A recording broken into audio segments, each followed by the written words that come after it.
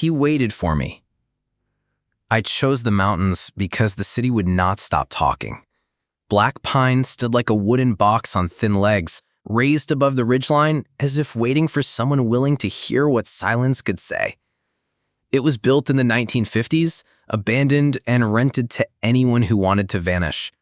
Only one photograph existed, blurred, faded, promising solitude. No neighbors, no power, no lock. That was the lure. I climbed at 9 in the morning, air thinning, the horizon painted in bruised colors. Inside the lookout, the windows formed a circle. Boards groaned, resin leaked through the seams. I boiled water, ate without taste, and told myself the pressure in my chest was altitude, not tread. Then the footsteps came. Heavy, certain, no hesitation. A man appeared in the doorway. Late 40s, hair come back, grin fixed like a mask. "Great place for a few nights," he said. His voice was casual, but his eyes measured the room. He carried nothing. No pack, no water, no bedroll. I told him I had a friend coming. His smile faltered. He left without argument, without noise, descending into a silence that felt rehearsed. I waited for the sound of retreating steps. None came. When the last light drained, I dimmed the lantern. The windows turned to mirrors. My reflection looked trapped. At dawn, I found a note pinned to the rail outside. One word, a round smile drawn beneath it. Sorry. I searched the slope. No ashes, no stones, no camp. Only a pressed path doubling back into the brush. The mountain itself seemed to inhale and hold. Bird calls broke mid-cry. The silence was not empty, it was listening. That night, the lantern was low. I stepped outside. At the edge of its glow, a shoulder turned, a face withdrew. I climbed the stairs too quickly, counting boards like seconds. He stood below, chin lowered, as if reading the wood grain. Then he slid sideways, out of sight along the blind walkway. The dark sealed shut. I promised myself 10 minutes before leaving. I lasted 6. I left with my bag.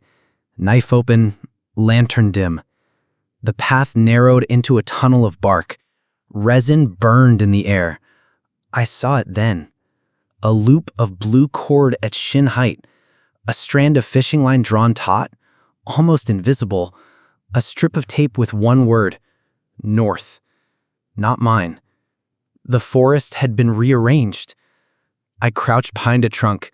Something pale leaned into the glow, then vanished. Not animal. Observation.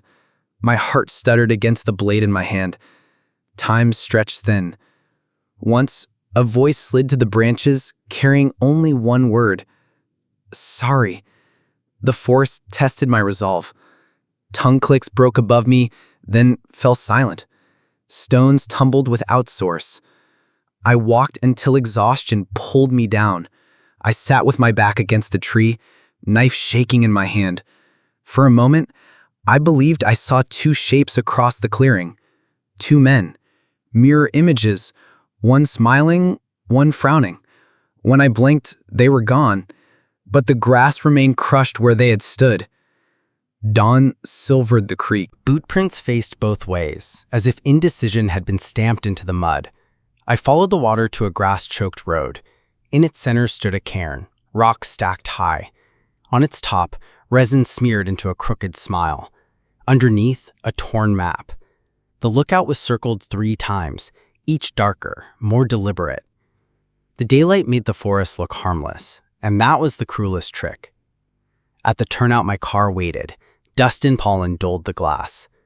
But I wasn't alone. A green station wagon slouched under fir branches. Its pass was dated yesterday. The hood was cold, dew on the tires.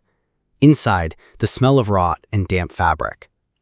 A folded map circled my tower again and again, pressure carving grooves into the paper. Scraps of notes filled the glove box. Each carried one word, sorry. In the back lay a blanket and a river stone painted with a crude mouth, waiting for eyes that never came. I left fast, The gravel crocked under my wheels. In the rearview, the wagon stayed hunched in the trees. But I saw something else. A shape between trunks. Absence shapes like a man. Still. Patient. I drove until roads split and multiplied. At a motel, I locked the door twice. On the bed, I spread the note from the rail. The smile blurred under my thumb, shifting into something that had never learned kindness. I wondered if I had stepped into someone else's unfinished story. But the story refused to end. At night in the motel, the phone rang. No one spoke, only the faint drag of breathing. When I hung up, the note on the bed had changed. The ink was darker, the smile sharper. I searched the room. Nothing. The second call came, a whisper. Still room for one more? I didn't sleep. I drove through the next day, miles dissolving under me, yet every stop held some trace. At a gas station, the clerk handed me change wrapped in a folded scrap. One word, sorry. At a diner, ketchup smeared into a smile across the plate before I touched it. The world had been infected by his presence. It followed me through reflections, mirrors, windows, glass, always a grin waiting behind my own face. By the third night, I believed I had escaped. I checked into another motel, miles away, the kind where no one asked for ID. At midnight, I woke to wait on the bed. Cold pressed the mattress. I turned, knife ready. Nothing. But the blanket had shifted, and the crude mouth painted on the river stone now rested on the pillow beside me. Its smile stretched wider than before. I left the lights on, drove until sunrise, crossing state lines. The wagon never appeared again, but the note remained in my pocket, burning like a brand. Even now, I wonder what would have happened if I had stayed in the tower, if I had waited for the third night. Maybe he would have climbed the final stairs. Maybe he would have spoken the only word he ever left me. Sorry. But sorry can mean anything except regret. Some swear it's true, others don't. What about you? On the fourth night, I refused to stop. The highway stretched black, headlights carving tunnels through emptiness, yet each mile carried weight, as though something unseen rode in the back seat. At the edge of my vision, signs bent, shadows swayed without wind. I passed a rest area, lit by a single, buzzing lamp. Underneath it stood a man, his face tilted upward, mouth curved in that same familiar smile. I didn't stop, but in the mirror, the lamp still glowed, though the figure was gone. The road behind me looked darker than the road ahead. By dawn, I reached another town. Ordinary houses, neat lawns, curtains drawn.